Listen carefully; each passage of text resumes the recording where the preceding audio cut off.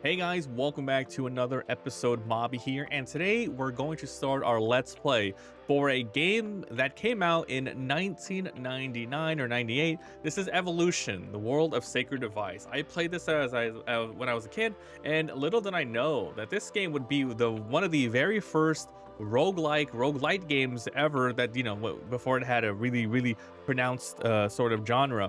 But yes, we're going to be playing the Dreamcast version, so we're going to be looking at the jewel case, the menu, and going all that. I'm going to briefly talk about this one, which we bought a little bit later. So this is Evolution Worlds. This is pretty much Evolution's 1 plus 2 in one disc. Now, the reason why we're not playing this one is because from what I understand, I did play this one. This is basically number 2 in its entirety, but number 1, they cut it down around 80% of the game. And I kind of remember that. So this one is praised for the voice acting, but pretty much if you want to play 1 and 2, not a good idea. You should probably stick with this one. I might play number 2 on the GameCube, but I'm pretty much gonna just play this one here, the Dreamcast one. So that's what we're gonna be doing here. So let's go ahead and look at this. So yeah, so I have both of these, which is great. But today we're gonna play number 1. I don't think I ever beat number 2. I do remember the ending of number 1. That was a crazy one. All right, so here it is, the World of Sacred Device. Go ahead and fix this. Here. Let the evolution begin. Join Mag Launcher on his battle against the 8th Empire. Yeah, a shining example of Sega Dreamcast power. What's up, Rob? What's up, Steve? The first RPG for the The first RPG for the Dreamcast? Is that true? Revolutionary 3D graphics only possible on the Dreamcast. Battle animated bosses using advanced 360 combat system. Lightning quick action at 60 FPS. Ooh. Explore randomized dungeons. See you go, roguelike right there. For a unique experience on every venture. Discover unique precious artifacts to earn powers and advanced 360 camera angles to protect against unseen enemies. So this is one of the very first roguelikes I played, and that's why maybe I like these anyway. You can see the camera, the freaking screenshots here. Go ahead and open this up. So single player game, etc. Here's the disc. I'm using an emulator today so we can capture stuff. I really don't have my Dreamcast set up for recording right now. And besides, freaking Dreamcast, they go a little crazy, you know? They can sometimes die on you. All right, so that's the disc. Let's get out the let's get out this thing in here. Ooh, Evolution, World of Sacred Device. Look at that. Now available: Grand Monaco, Speed Devils, Suzuki, Alstair. Okay, Alistair. So we're gonna take a quick look at this. We're not gonna look through every little page in detail, but we're gonna flip through it. So a little bit about the world. So I think you learn about this in the game, so it's all good. But basically, this is Mag. He's from like a family of treasure hunters.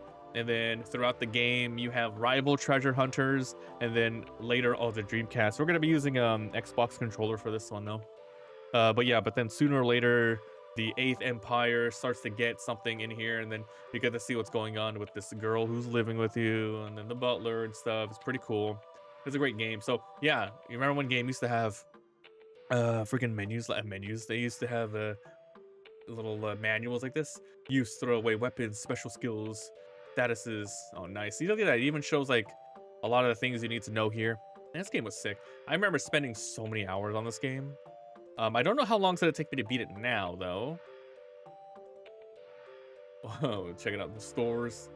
Nice. And then Nowlin. Oh, yeah, Nowlin. Oh, I like the artwork, man. It's so cool. Look at that. He's grabbing Lanier. He's carrying Lanier. It's pretty cool. Dungeons. Much of your adventures will be in the dungeons. We got normal contact. So you have like different sorts of like, I don't know if they're gonna teach you about this in the game, but it's a game where it has like columns. So you have to worry about, yeah, see, initiating combat. So you have to kind of set them up beforehand. Front rank. Okay, so if you're in the front, you have better attack. And if you're in the middle, everything's normal. If you're in the back, high defense, and it takes forever to act, pretty much for like, defensive purposes, for people with like spells who want to keep alive and all that stuff. And there's different attributes, so that's cool. Abnormalities, a lot of them. Hey, if we ever need to know the abnormalities and they don't teach us in the game, we could look over here. Oh, nice. Look at this art. Man, that's tight. Lanier, Mag. Yeah, let's talk about the characters. Grenade, chain, gun, pepper, box. Cool. And then this is the game director. What inspired you to develop Do you have a favorite character? Chain is cute. She has a crush on Meg. What did you decide to use the name of the weapons for the character names? Like grenade, chain gun, etc. How do you take advantage of the Dreamcast hardware? The combat system's well done. Did you use another game's battle system as a model? I've seen a lot. We based it on. Any final thoughts? We created Evolution with enthusiasm and passion. We hope you recognize the passion, enthusiasm, even more than the 3D design. They keep saying 3D design. 3D design must be really big. Okay, so that is the... Oh, that's so cute. That is the manual. Let's go ahead and get the game started. So when we play a lot of retro games, I'm going to hopefully try to get all of the manuals to look at so we can have some fun before we jump on in to get you guys hyped up. So if you're watching this later on YouTube as a VOD, hopefully this is a game from your childhood as well that you played. Oh my god, the manual's getting all screwed up in here. I'll fix this up in a bit.